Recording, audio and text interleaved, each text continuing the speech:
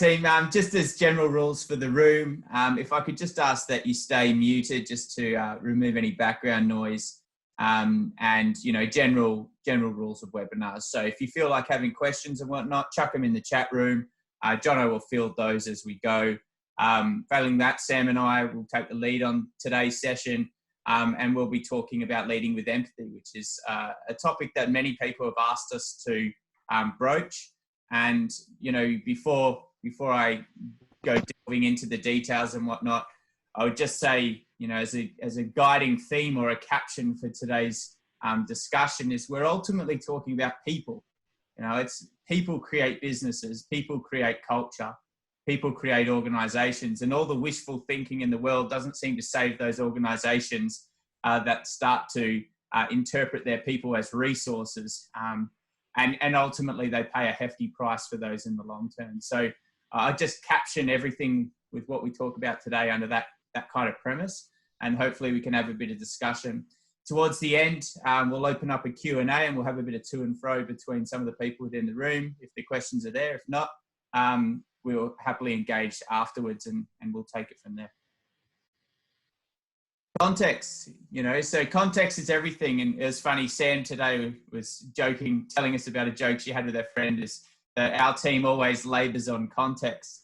And unfortunately for anyone who's sick of hearing us talk about context, we're not going to stop anytime soon. Context is everything, and in this case, you'll always hear us talking about the importance of context and always labouring on the point of covering how and why, because that's how people frame the world around them. Most of the breakdowns in communication and all the frustrations with organisations and teams generally stems from one of those two pieces of information that went missing. And so today's discussion is about how we lead with empathy and how we actually position ourselves shoulder to shoulder with other people in our organisations, as opposed to a top-down approach and looking at them as a pawn in a larger chess piece game. So without further ado, the 2 points we'll cover off today as learning objectives is understanding the way emotions impact the workplace, and also knowing those signs or those triggers that might not be intuitive to all of us. For some of us it is, and to those people, congratulations. But for the rest of us, it takes a bit of learning to start picking up on some of those social cues and those nuances to making sure that we're actually landing with our clients, with our staff, with our friends and our family. So over to you, Sam.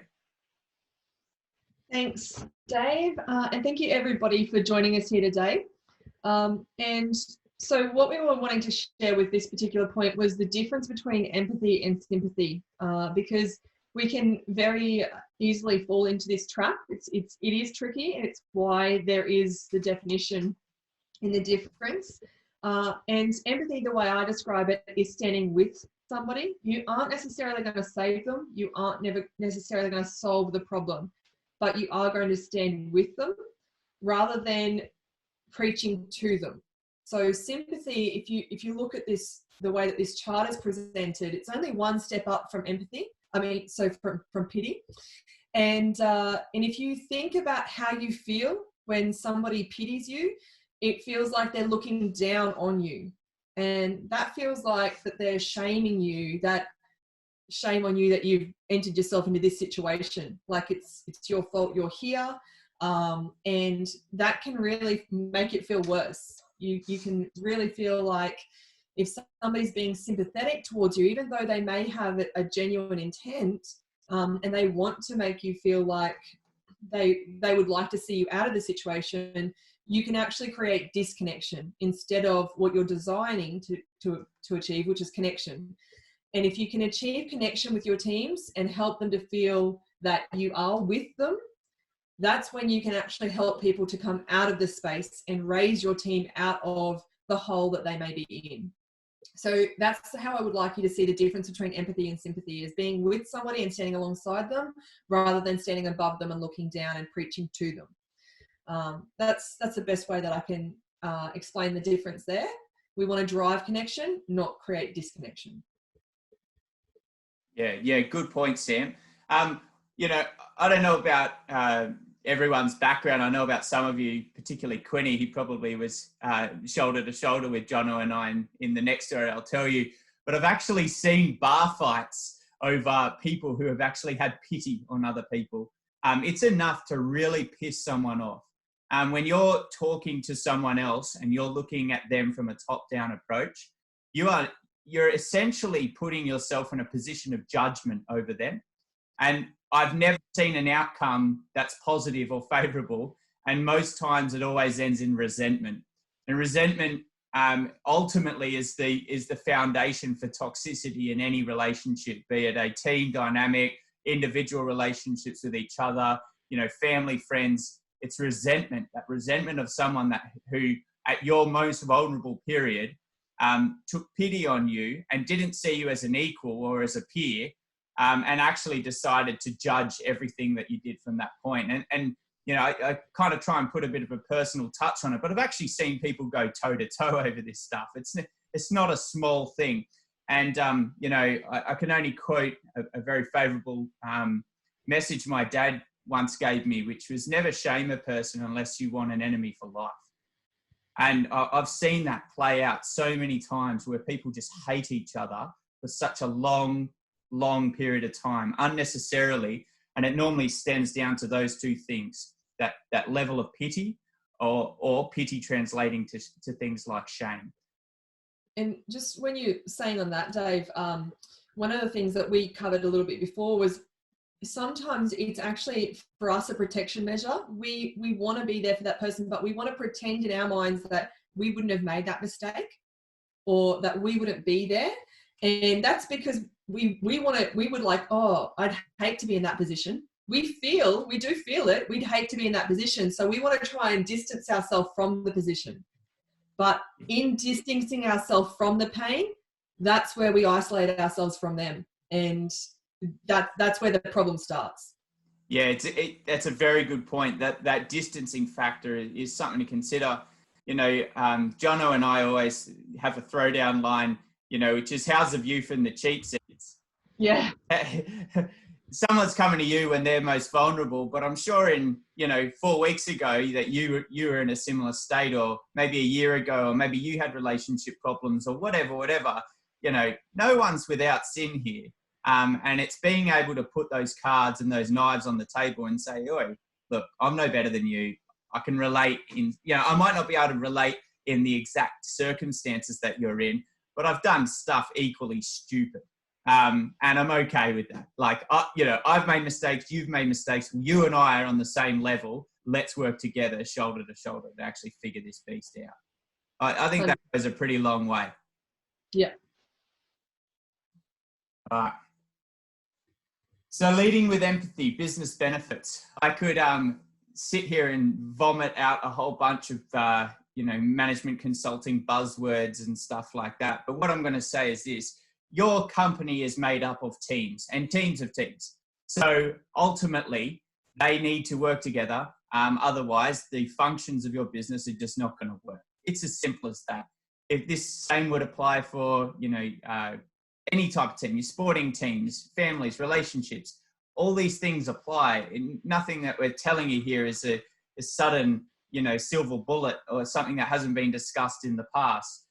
But what I'm going to say is, if you want a team that actually works, there's a big jump from just being a norming, we talk about the norming, storming, forming, performing. So forming, performing.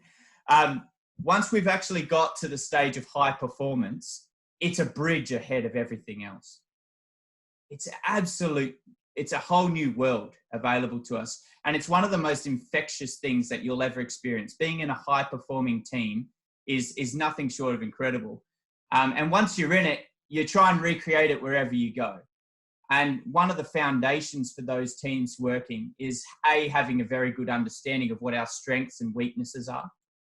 And then actually leveraging off each other to cover each other's gaps and then, I guess, increase the effect of the positives or the already existing strengths that we have existing within the team.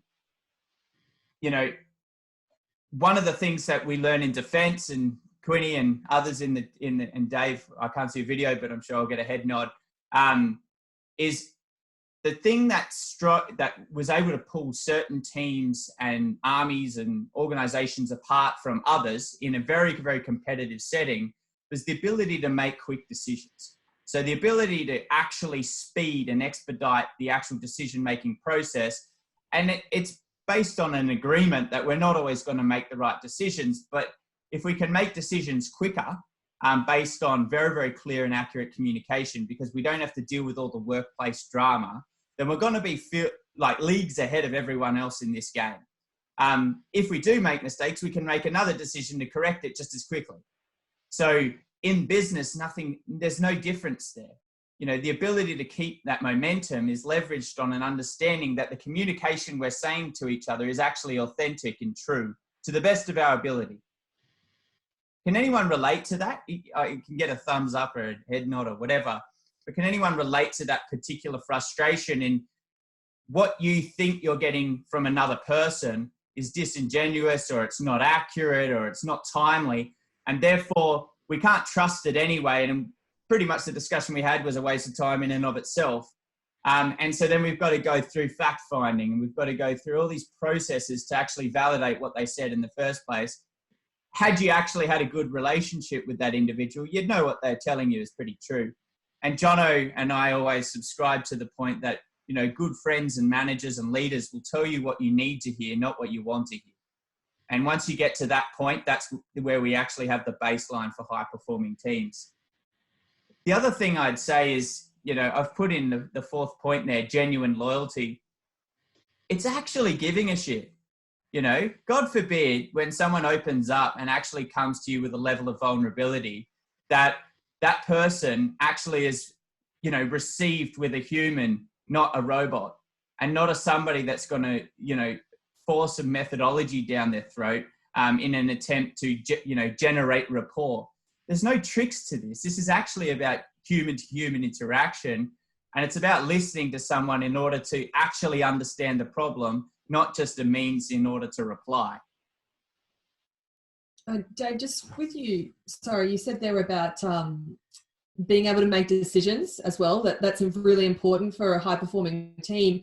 And one of the things that when you said, can anybody relate, where I can think of specifically with making decisions is about a fear of ridicule, the fear of what if I get it wrong, and that fear is what stops I think my decisions. And I think it's something that can possibly stop a lot of other decisions. And then that frustration starts to mount. Yeah, good point, Sam. And in your experience, how does that manifest? What does that actually do to the way that you personally operate? So if I have a fear of what is going to happen in a team, what's my boss, what's my co-workers, what are the people below me, what are people going to do if I make a decision that doesn't go right, I will start trying to forward plan. So I'll start trying to forward plan, okay, if he doesn't like this, I've got this backup plan. And if that person, then this. And so I start trying to plan out too much while taking action, which are all things that I actually can't predict are or aren't going to happen. So they're time wasting. Trying to plan and prevent their responses so that I can take an action that I want to take. It costs me more time to try and have all those contingency plans for all the what ifs about if I'm going to be trusted. Yeah, you're absolutely smack on. You know, ain't nobody got time for that. We've all got shit to do. We've got projects to deliver. We've got a business to move. And so the idea that we can just be honest with each other goes, you know, leaps and bounds to so many other problems. And in fact, you know, just today I put out a post about how some things might, you know, appear like A, but they're actually the root cause of B. And understanding the interrelationships between things is huge. You know, how it manifests for us in the 8th Mile is sometimes we get asked to deliver a technical solution or a technological project. And when you dig a little bit deeper, it has nothing to do with the system or the process. The systems they've got are actually, you know, world-class in some cases. What it was a breakdown in communication between person A and person B mixed with, you know, team C.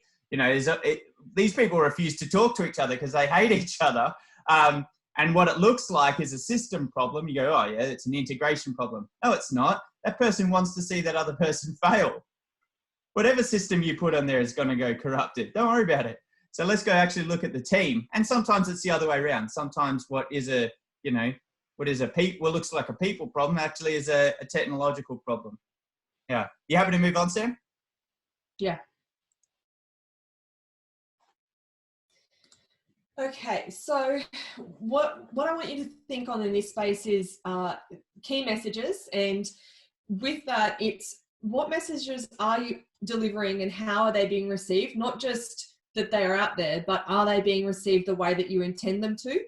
So that's asking for feedback once you've delivered the message to assure that it has been received, and considering the other messages that are being filtered after the fact. So you may deliver a message, and then after you've delivered that message, what other interruptions are occurring? So what I mean here is currently there is a lot of media information getting put out there, a lot. And if your teams are listening to the news and you're delivering one message saying, our business has you covered, or whatever the message is that you've delivered, whatever that's the important thing that you need your teams to focus on in the day, what are the other messages that they're then receiving after their communication with you that's then affecting their mindset?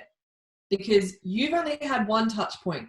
What are the 100 other touch points that are coming into your people's ears that are changing their mindsets between your communication point and their activity point? So they're the things that I really want people to consider about the environmental surroundings that are affecting your employees with regards to messaging. What information are you providing them in order, again, for us to rave on about context? So what other information are you covering to give them a full picture and full context? And also disruptions. So we know the major disruptions. We know that we are not just in our work environment now, we're in a home environment. We know that we've got disruptions to the change in the way that our work is being delivered. But what are the other disruptions that need to be considered that are really affecting your person's individual routines? Because we all have routines and we all have rituals, and these are the things that we rely on as resourceful coping mechanisms. They're the things that we rely on to be high performing. And if those routines on a personal level have been disrupted, how is that affecting your team? Because, and I'm speaking of this because you need to consider these points so that you can have empathy. If you aren't considering these points and how they're affecting your team as an individual, you aren't seeing it from their perspective. So that's why I really want you to think on the messages that they're receiving from you and from the outside surroundings.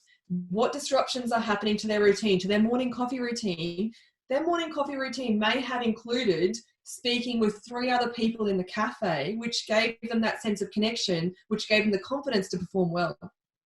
And without that connection and without that ritual, how is that being replaced so that they can continue to perform at that higher level because their needs are being met? And then we say about knowing the whole picture. So you as an employer, as a manager of your team, as a leader of your team, you may know about the interruptions that are happening on a big picture scale. You may know that the internet's dropped out. You may know that what projects they need to achieve for the day, but you may not know all the other hurdles they've had to overcome in order to achieve that outcome. And when they come to you with a problem, or when they resist when you're asking for another solution, there may be other points behind that they have just become overwhelmed.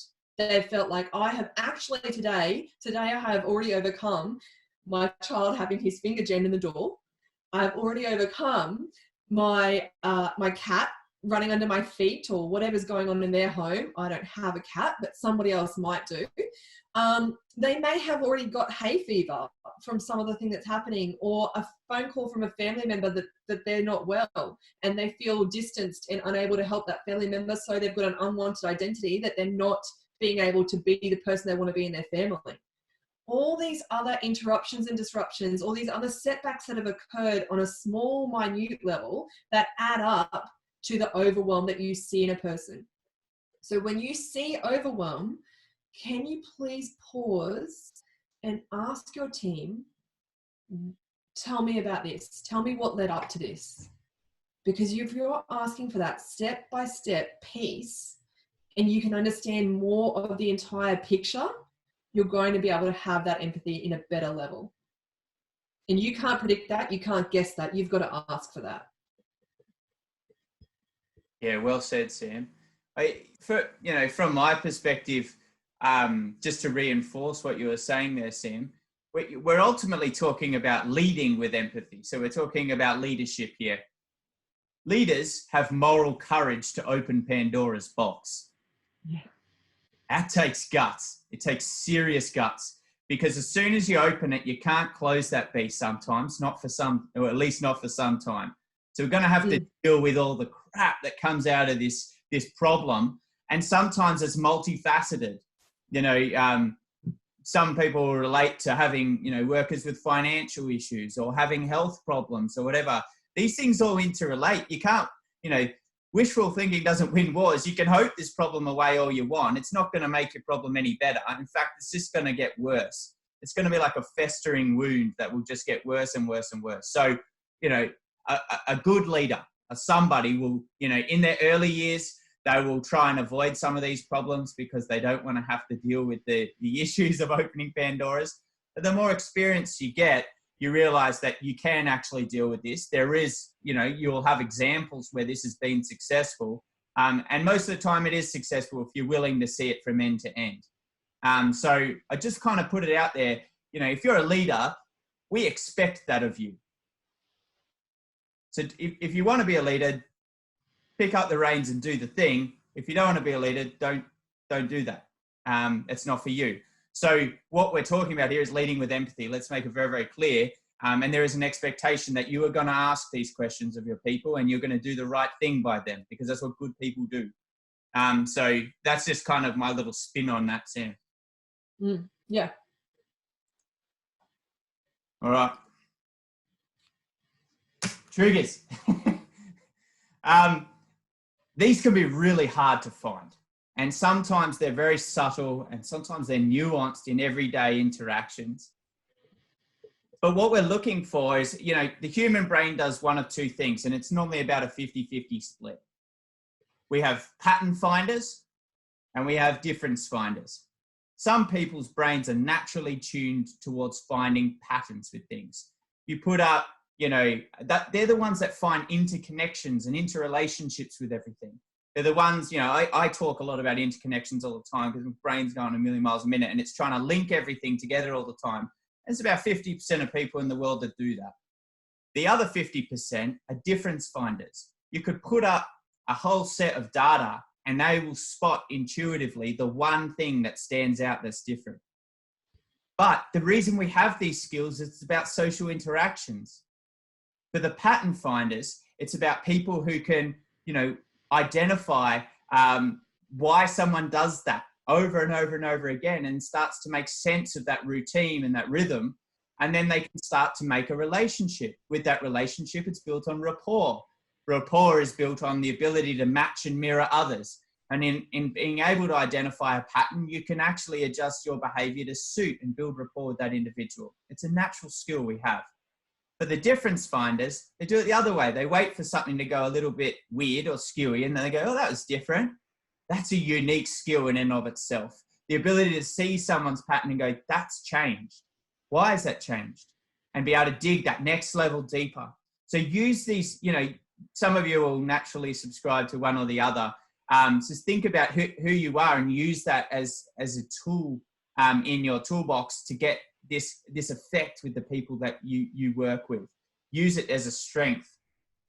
When we talk about environmental, to labor on the point of context, people will forgive a lot if they understand how and why they're doing something.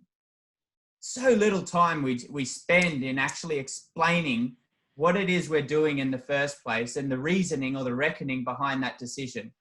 When we do that, people build rapport behind the plan and the people involved. They get excited about the stakeholders and they also forgive a lot. So someone might make a mistake and they go, yeah, but you didn't know about this that was happening over there. that ability to make that link goes a long way to serving both the leader and making sure that they're represented in forums where they cannot represent themselves, and vice versa. So understanding the context and how and why is huge for the environmental situation. A lot of the time people are just left in the dark, and then in the absence of context, they'll rationalize their own. They'll just make something up in their brain that makes kind of sense for the situation in front of them. So if we really want to lead with empathy, we really need to create that link and give them a reason to follow us and for us to serve them. From a team perspective, what this might look like is understanding the situation for that team prior to you arriving, or other influences that might be affecting the team. You know, some of the people in this room would attest that sometimes you inherit a team with huge problems associated with its former leadership or its management. That might look like toxicity, that might look like nitty-gritty infighting or politics, it might look like any number of different things. It might look like financial, budget problems, whatever, but sometimes you inherit this beast and you've just got to take it for what it's worth. Understanding that and actually bothering to learn it goes a very, very long way to building long and enduring relationships that are built on empathy and trust. You know, a mistake that many leaders come in is they walk in and they want to change the world. You know, they go, oh, that was a stupid decision and that was a stupid decision. But without it wasn't a stupid decision at the time. There was a reason they made that decision, and it was the best decision they could make with the resources and time available to them. So understanding that as context is a huge piece to actually not going in and burning bridges with everyone and demoralizing a team unnecessarily. At an individual level, understanding too that when we get to an individual level, we can actually go a whole level deeper. We can start looking at, you know, and actually caring about people's responses to issues at home, you know, issues financially, issues logistically. Sometimes people don't have a means to get to work on time. Sometimes they might be late because of those things. Sometimes their internet, as Sam, you know, can testify, sometimes the internet bombs out and it might make you look like an absolute idiot to some, but in reality, you had no control over that situation. From a leader's perspective, it's going, yeah, putting that into context, I get it, whatever, let's just crack on and keep moving. But just being able to do that is a very, very powerful trait. And it's also understanding that at some point or another, you can relate if you really think back to all the times that you were late and you had an internet problem and you had a financial issue. And when you're bothered to actually look at yourself and realize you've got your own dirty laundry, then suddenly it's not so hard to relate with someone else who might be in that situation at that point in time. What are your thoughts, Sam? Well, I think also, you know, when you were saying there about individual, you at the start you mentioned about the difference between difference finders and pattern finders, and before you also mentioned about high performing teams and the ability to make decisions. We also have a difference in people as an individual level as to whether they are affected by a lack of accurate information or whether they're affected by an inability to make decisions. They're two opposite sides of the scale as well. So people who want to keep moving forward, moving towards people or moving away from people who want to keep moving forward, they want to be able to keep making decisions quickly. Let's just get on with it. If we make a mistake, we'll roll with it and we'll resolve it then. The ones that are moving away from, they're like, no, we're going to get all the accurate information before we make the decision so that we can prevent anything from going wrong in the first place. And I don't want to have to roll with it if it goes wrong. I want to make sure it doesn't go wrong before it even happens. So those two difference of people right now under this stress will be behaving very differently. And so understanding which one of the sides of the coin they're on and helping to give that difference as needed.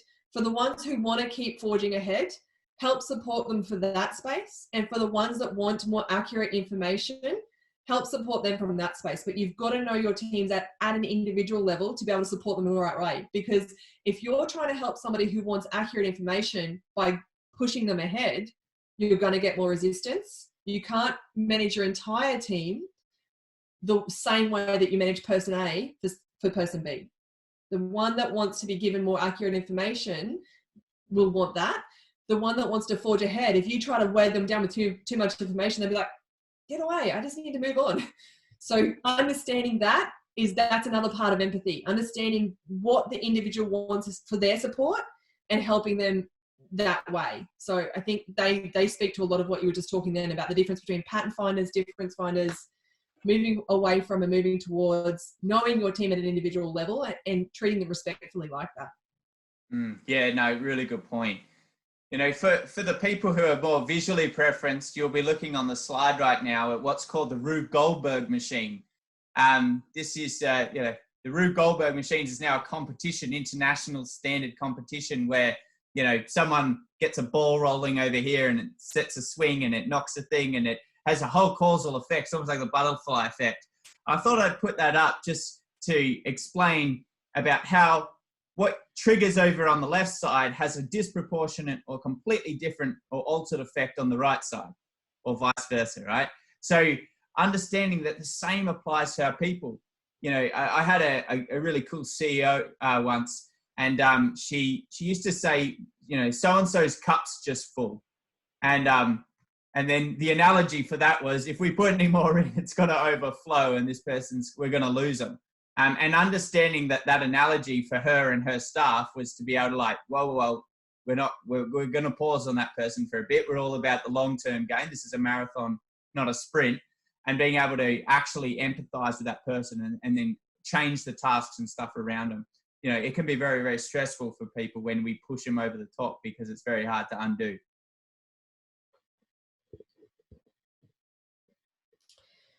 So at the moment, with our distance and the fact that our teams are working from home, we're missing a really key piece. And actually, Dave, you just spoke on visual, and that's the piece that we're really missing right now. And a lot of the time, our empathy is delivered instinctively, where people may say that they don't have that intuitive ability and it doesn't come natural to them. It may actually come naturally to you, but you're just not noticing it because it's body language that you're observing. And right now, the ability to be empathetic is even more of a challenge because we get so much information from visual and from body language and from those kind of cues that without that information, without that additional context, we can really struggle to understand if a person is starting to feel a little bit low or if a person is starting to feel a little bit stressed. And notice those very subtle signs, that the micro expressions that we really pick up on early when we're in the workplace environment with them.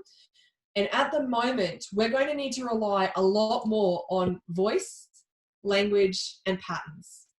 So there's some really important things that we can look to and listen for at the moment that will help us see these signs or hear these signs when we're limited with our exposure.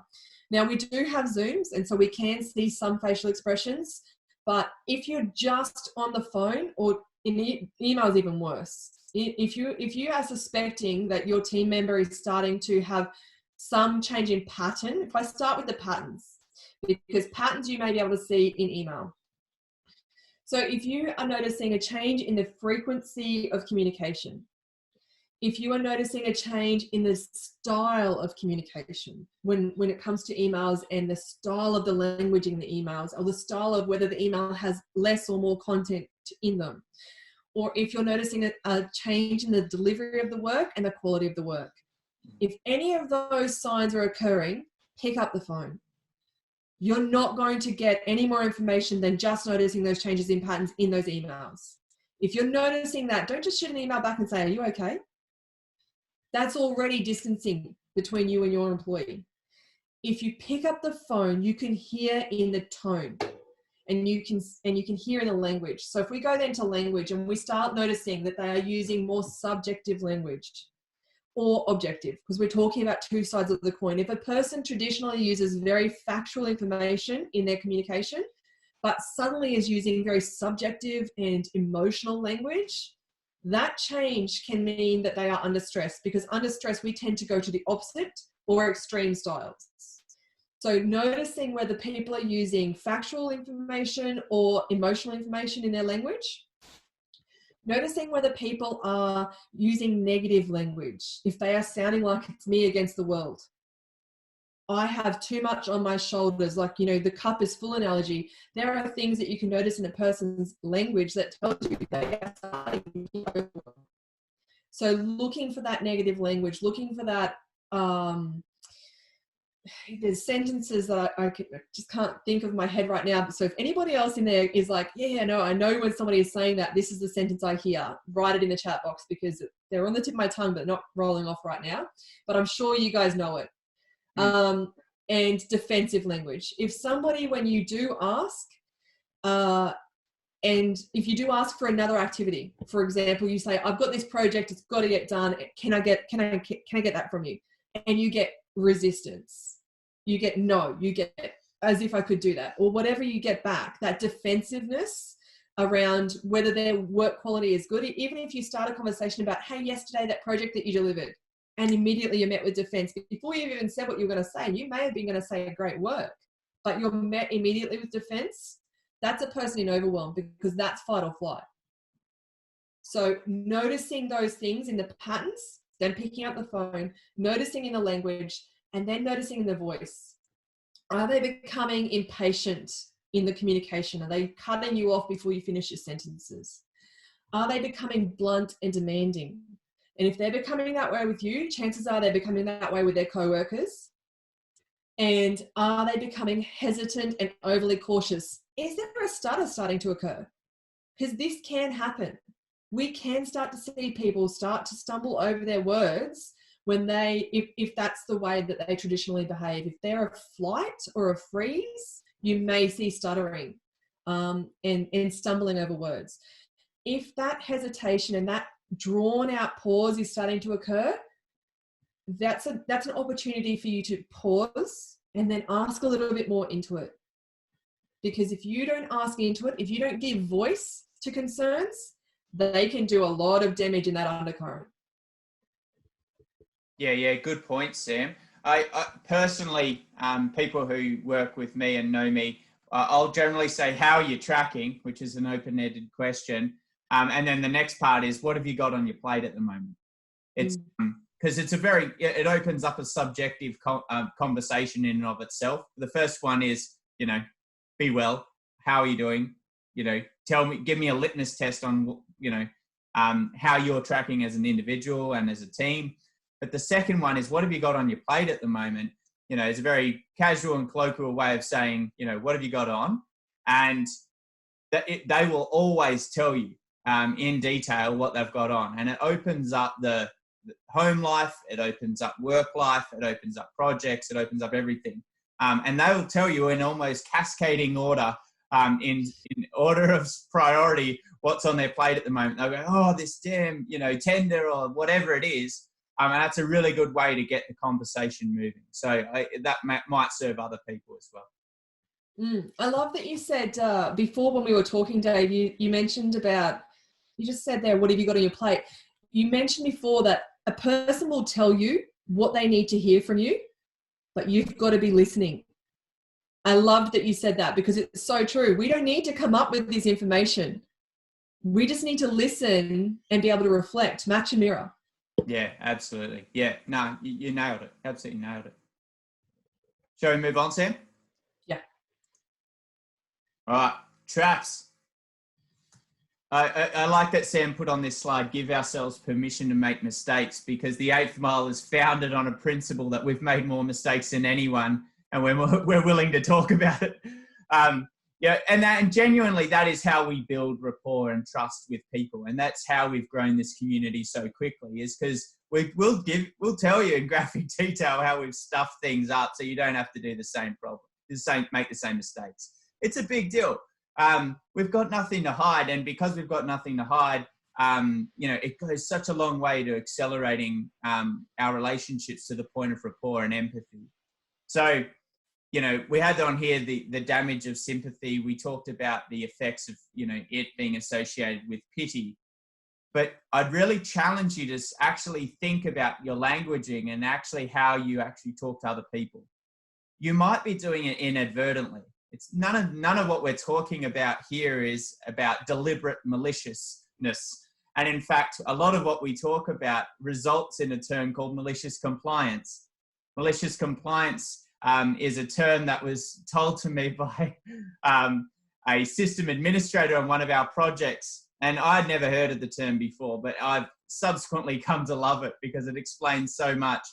And it's about when someone is ignored for such a long period of time that they feel that they cannot value add, they get to a point where they start doing things literally that the person who's running the project or running the team is asking of them, knowing in full honesty that it will destroy the project or the outcome. So literally we'll go, okay, that's what you want to do. I'm doing that. The moment you have people resorting to malicious compliance, watch out, because they can't get in trouble because they've done exactly what you told of them. They're completely protected and they want to see the world burn. So, you know, these are the really far end damaging effects of things that when we get our communication wrong and when we actually stop giving a crap about people, this is what actually happens. What's really funny is when you come in the other way and you actually nurture someone back from the point of malicious compliance, they actually become your strongest advocate and your most loyal friend. Because that takes a lot of effort and it required a leap of faith in order to open Pandora's box. So consider that as well. One thing that happens quite regularly, and I don't know if it's a Western culture thing, I don't know what it is, but there's a dismissal effect that a lot of people undertake. Don't worry about it, that's not so bad. It'll be fine, don't worry about it. It's kind of like a blasé response to someone who in their mind, this is their everything, this is their reality. And in fact, you know, there's the famous phrase, perception is reality. Well, for them, you know, they can only experience what they're experiencing. That's everything, you know, Peter Keith says, you know, the world's beneath your ears. And it's true because your brain is interpreting the world around it. So for you to come across and dismiss that and suggest that it's not a big deal, for them it might be. And all you have to do is look at suicide rates in order to confirm that. And a lot of the work that we do, Jonathan and myself and Peter Keith, we work in Trojan's Trek, which is a charity for veterans and ex-emergency service personnel who have mental injuries. And one of the things that we see time and time again is those people have been surrounded by dismissive individuals. People who are like, it's not a big deal, it's not a big deal, it snowballs. And for them, they're like, this is the worst thing that's ever happened to me. I'm better off leaving this world instead of, you know, inundating these people who obviously are inundated themselves. I don't have time for me. So really consider the way that you approach your questioning and understand that, you know, transitioning onto the third point on the slide, it's not a comparison, you know, where what someone's experienced in their life is their own experience and vice versa, person A versus person B. But you can't compare person A and person B. You can compare person A to person A, and you can compare person B to person B. And what that might look like is, hey, look, I know a little bit about your story. I know you came back from cancer. I know you had a family member die. I know that, you know, you had 2 dogs hit by one car at the same time. You've done worse. You personally have come out of this before. You are a person that wins. You know, you've got your own energy. You've got your own precedent. You're in a good space. But do not make the mistake of connecting person A to person B and going, well, person B over there, you know, had both legs amputated and he's not whinging. Never do that, because it's like comparing apples and oranges. It's a different beast and it's not going to serve you or them well at all. Is there anything you'd add to that, Sam? Oh, I think that you're so right about the dismissal piece with regards to just little subtle things that we can say when we're trying to find the silver lining. We can really want to be trying to help the person out of that situation because it's uncomfortable for us to see them in that pain. It really is hard, especially if there's somebody really close to us, to see them in that pain. And the first thing we want to do is say, it's not that bad, or say it could be worse, or, you know, I'm sure there's a silver lining here. Let's look for that. You'll be right. You'll be right. And, you know, there may be some positives that'll come out of it, but it's really important to let the person experience what they're feeling in the moment first. Give them that space to share that this is hard for them. Acknowledge that's okay. It's okay to feel sad. It's okay to feel angry. It's okay to feel whatever you are feeling in this moment, because that is true for you. And if you give a person that space to feel that, and to feel like not only is it okay, but it's normal, and that other people have felt sad before, or other people have felt angry before, then that will take away the shame that you just referred to about the people in Trojan's Trek, that when they do choose out because they don't want to burden people with how they're feeling, because they feel shame that I shouldn't be feeling sad because this guy didn't. The truth is that guy probably did feel sad behind the closed doors, but he had somebody that was there to listen to him to come out of that sadness. Yeah, it's a valuable point you've just raised. And it triggered something in my brain. There was a documentary created by Robert Mcnamara called The Fog of War. He was 84 at the time. He died at 87, but he was still sharp as a tack. And what he did, Robert Mcnamara, for those people that don't know, was a mathematical and statistical genius, but very high in IQ and EQ, very rare breed of person. And in fact, he's probably one of the smartest people blessed in the previous century. The so what is Robert Mcnamara ended up being the CEO of Ford. He saved Ford. He then went on to be the Secretary of Defense through the Cuban Missile Crisis and the Vietnam War, working to Kennedy. Long story. He had a very, very crazy life, and he experienced things that only some of us could ever dream of. The so what was during the Cuban Missile Crisis, the whole world got to a point where it was about one finger's press away from nuclear war. And his words, not mine. They had actually signed the approval to launch nuclear warheads on both Russia and Cuba. It got right to the point that they were actually doing it. Long story short, was one of the ambassadors for the US who lived in Russia. Their family created a relationship with Khrushchev's wife, and they actually got on really well. The wives were, besties, and the gentleman later went on to be the vice for the staff under Kennedy. This is all going somewhere, I promise. Long story short was they got to the point about firing these missiles. They're ready to go. General LeMay's like, I'm doing it. We're on. These missiles are going airborne. And they had a discussion, and they got a bit of almost like a written piece of paper on a napkin, and it looked like the handwriting of Khrushchev. And on one side, Khrushchev's on the news going, we're going to, hand fist in air. We're going to blow up the US. We're on. This fight's on.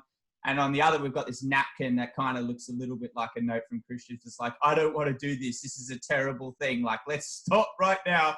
I don't want to blow up any countries. I know you don't. Let's not do this. Robert Mcnamara had gone down the path of General LeMay and said, we're going to blow up this country. And they reverted at the last minute. Years and years passed. And he actually found out that Khrushchev had more weapons there than ever, and that Khrushchev had never wanted to go down nuclear war, and that they were scared of the US. The point was, the whole lesson that he wanted to raise was empathize with your enemy. Empathize with another human and try and put yourself in their shoes, and you can stop huge things happening on the other end. So going back some slides, we had, the business effects and whatnot, and, it's very blasé to kind of rub them off. But this literally changes the world around us. This is the stuff that changes nations and changes whole countries and whole regimes and everything, is empathy, understanding that the person you're dealing with on the other end will ultimately affect you again in another way. And if we go down the wrong path, we'll create that resentment, and they'll literally go to wars over this stuff. This isn't small topic. This is the stuff that makes and breaks nations. So really, really kind of put it into perspective. This isn't a soft, airy-fairy topic that, some people kind of brush off. This is real stuff.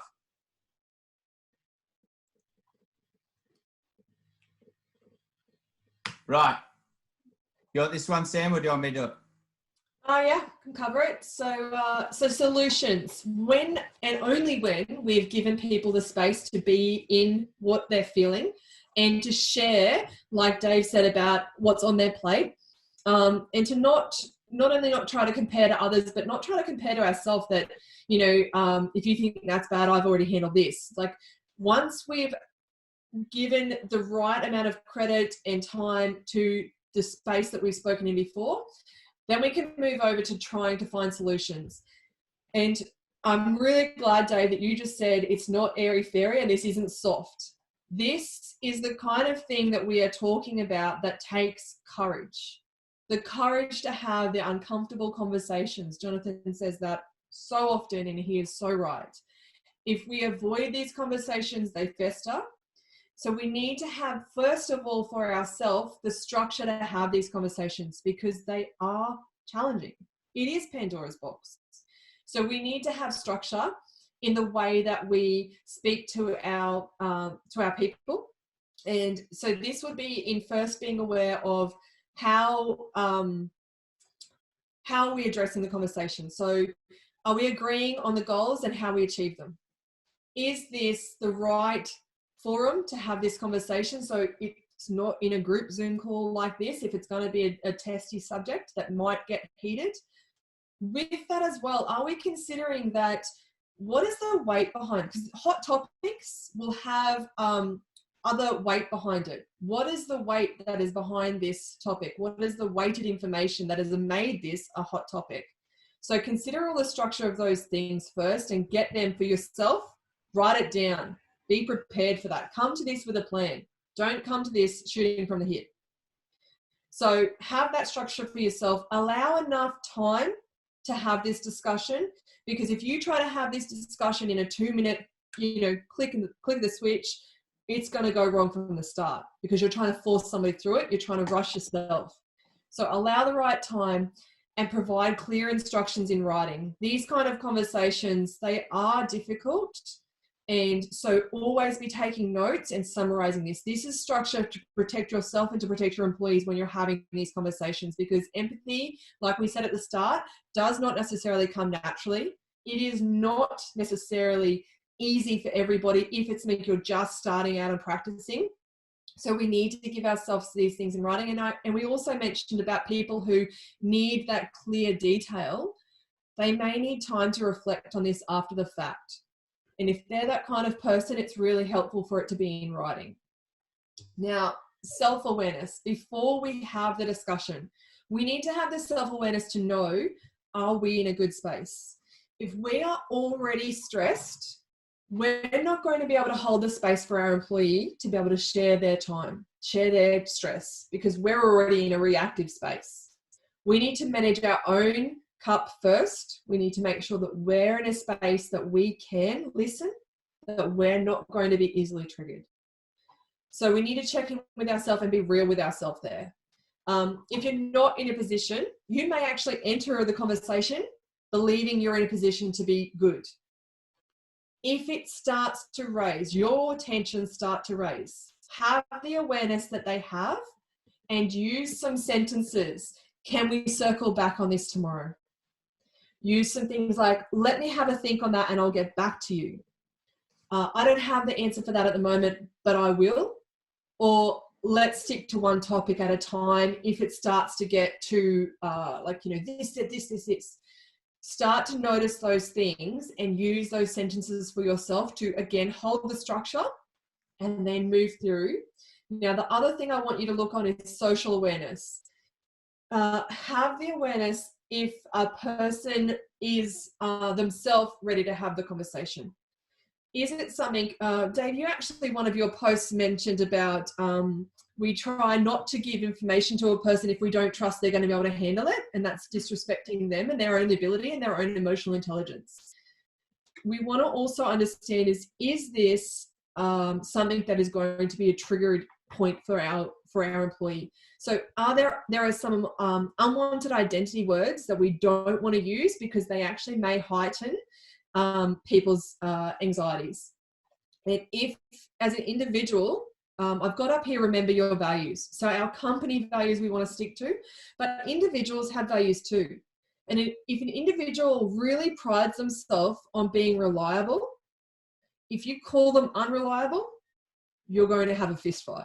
Like, I'm not saying it's going to get physical, but you're going to create a problem. If you know that somebody has pride in being a great attention to detail, and you've called them disorganized and messy, that's going to get a response. So we really want to think on what are the things socially that our individual people will not hear. If they pride themselves on being trustworthy and you say, I can't trust you, that's going to really hurt. So we really want to know what it is that the social awareness of what our employees pride themselves on and what are their values that they want to do.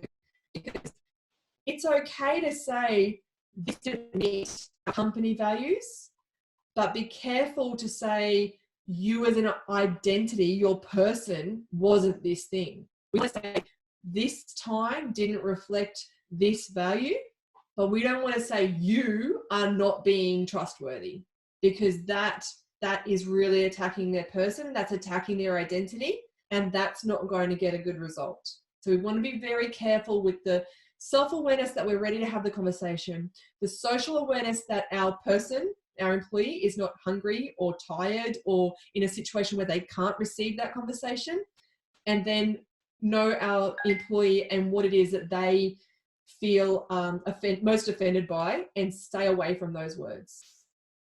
Yeah, it takes a special type of gutless to kick someone when they're down.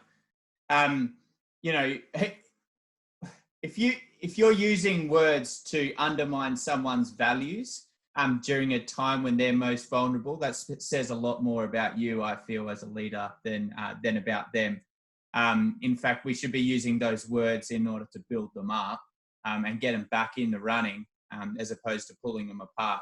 Those are the sorts of things that stay as a legacy for life. And in fact, it goes back to that original point I was saying about shame a person and you'll have an enemy for life.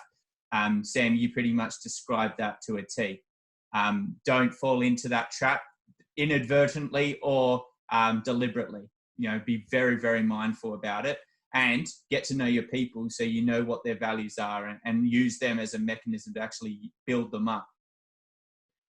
One man's opinion. Yeah, and that's what I was saying about the situation. You can say, you acknowledge the feeling. I know you're tired. I know you're stressed. It's okay to feel frustrated, but interrupting people, being passive aggressive, they're the things that are not okay. So labeling that one little change that you want rather than them as a whole. Yeah. Hey, look, team, we're hitting time now. So look, thank you very much for your engagement thus far. And, I noticed a couple of people have some appointments, so there's no judgment if you've got to go. I'll just close up, with some guiding themes for today. I open the frame by saying that we're dealing with people here, and wishful thinking doesn't win wars. You can hope away all these problems all you want. They will fester and get worse with time. And old news or bad news doesn't get better with time. So, these things are responsibilities of our leadership in order to confront early, but to do it in a way that actually lands with the person, is respectful, courteous, and actually sets the conditions for long-lasting relationships. If you can do that as one person talking to another, you're probably going to go leaps and bounds with everything else in your work, including your systems, your technology, your culture, your strategy. They all interlink. But this is absolutely the foundation to make that happen. From me to you, thank you very much for joining us today. What I'll do is, I'm not in a rush to leave just yet. I've got the ability to answer some questions, but if people need to leave, they can do so. Sam and I will stay on the line. And has anyone got any questions of us?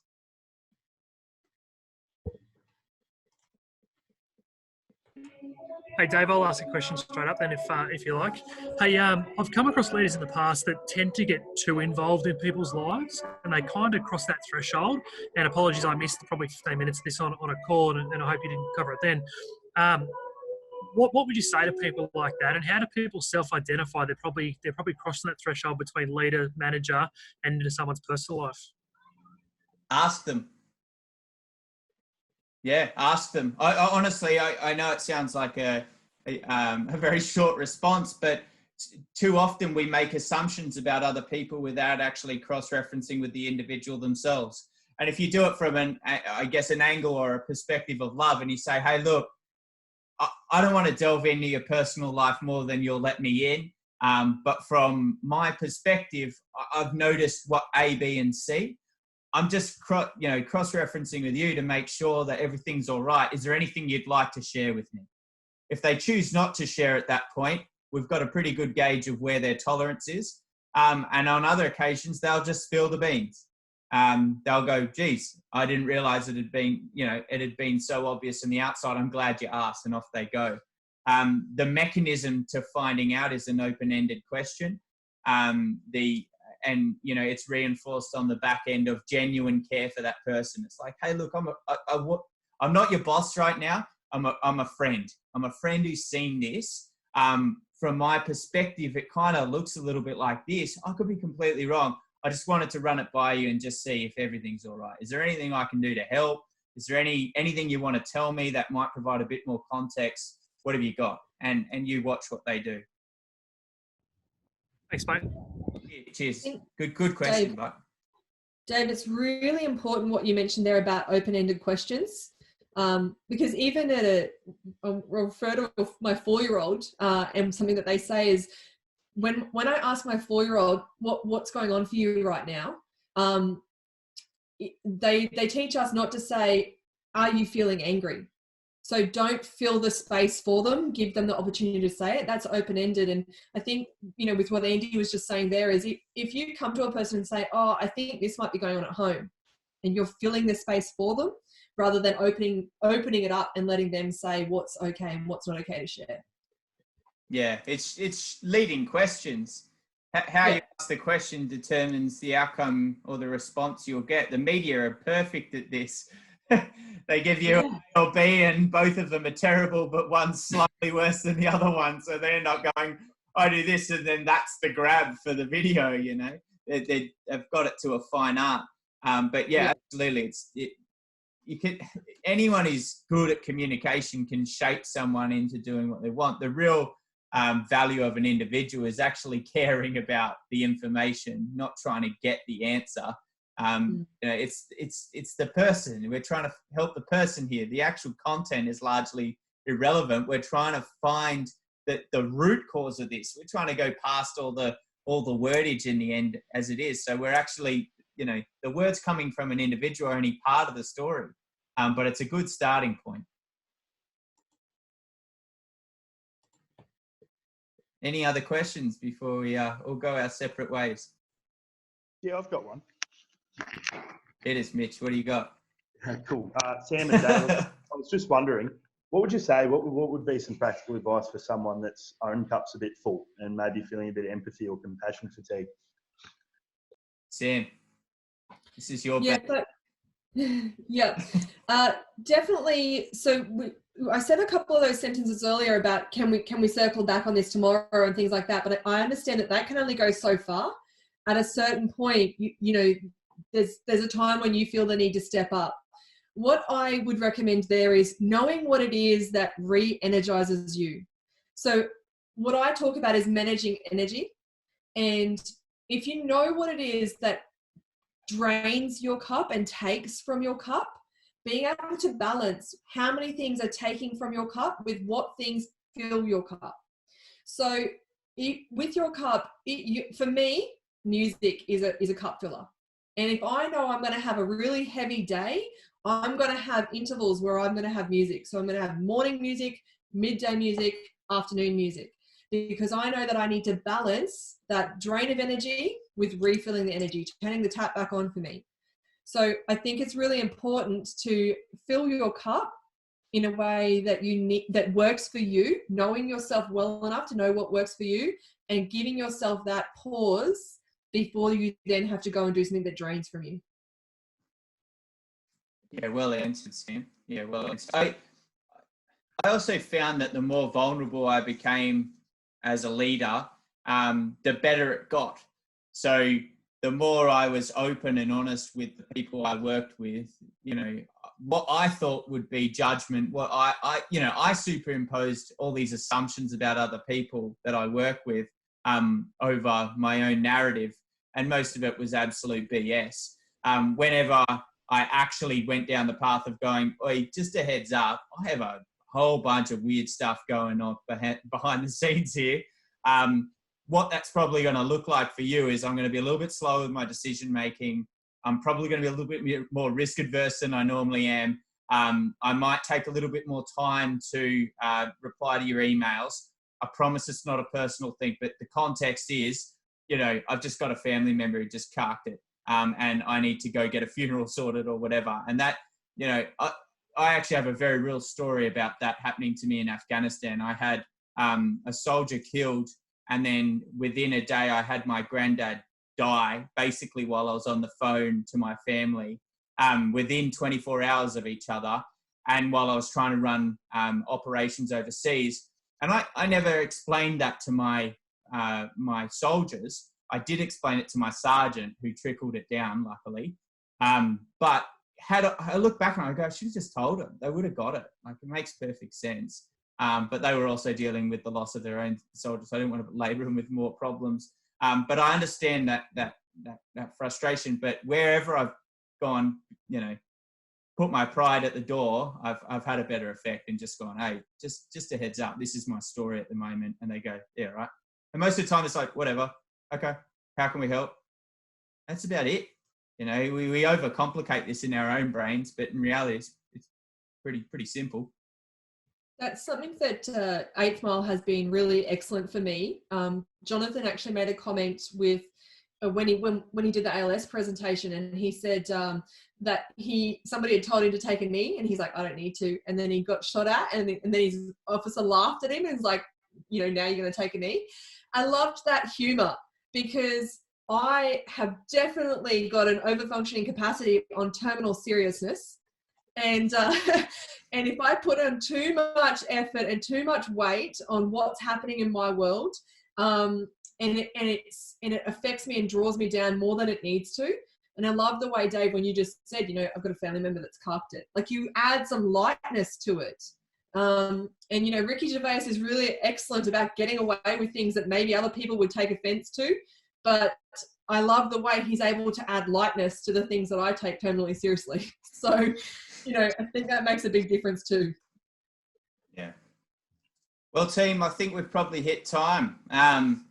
Thank you so much for everyone's involvement, not just in this webinar, but for all of them. It's been nothing short of an amazing ride for all of us. And for our end, here's the cards on the table. We've been using these webinars in order to improve the way that we deliver our content, creating new technologies and capabilities and stuff like that, in order to adjust the way that we deliver our services. So this has been about training for us as much as anything else. So we'd really love to hear feedback about how that's going. If we're missing the mark, trust me, we've got the thickest skin of anyone around. So we would rather you as friends tell us what we need to hear versus what we want to hear, so we can actually improve our processes. And that could just look like an email, or it could look like a LinkedIn message, whatever's easiest for you guys. But, thank you very much for everyone and your support. I mean, some of you, like, Dave, you've been here for almost every one we've got. You're part of the crew, mate. We'll send you to, mate. But it means a lot to us. It's not something that we take lightly or we take for granted. So cheers to you, and thank you for the time that you've invested with us.